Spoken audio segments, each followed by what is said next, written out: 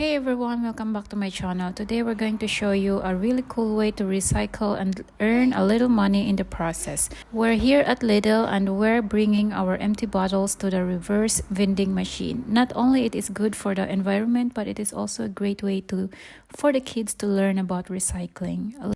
This machine is designed to take your empty bottles and cans, and in return, you get a receipt that you can use for shopping. It's super easy and fun, especially for the kids. You just simply take your empty bottles and place into the machine like this. The machine reads the barcode and sorts the bottle for recycling.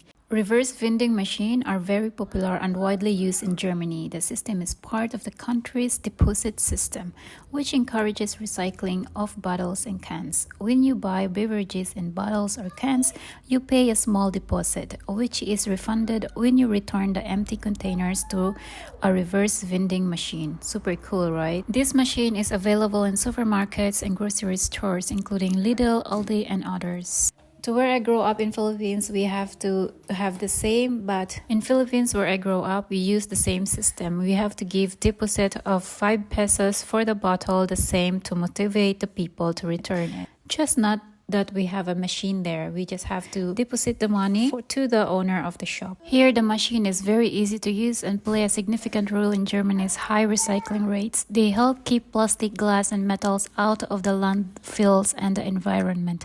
Additionally, they serve as an excellent educational tool for children, teaching them the importance of recycling and sustainability from a young age. Definitely one of the reasons why I love it here also. In Germany, the amount you get back for each bottle or can depends on the type and size of the bottle containers. Here's a general breakdown. Non-refillable PET bottles and cans. For non-refillable plastic bottles and aluminum cans, you typically receive 0.25 euro per container. Cents. For refillable glass or plastic bottles, the deposit usually range from 0.08 to 0.15 euro per container in cents. But of course, this may change over time. You want to see how much I get?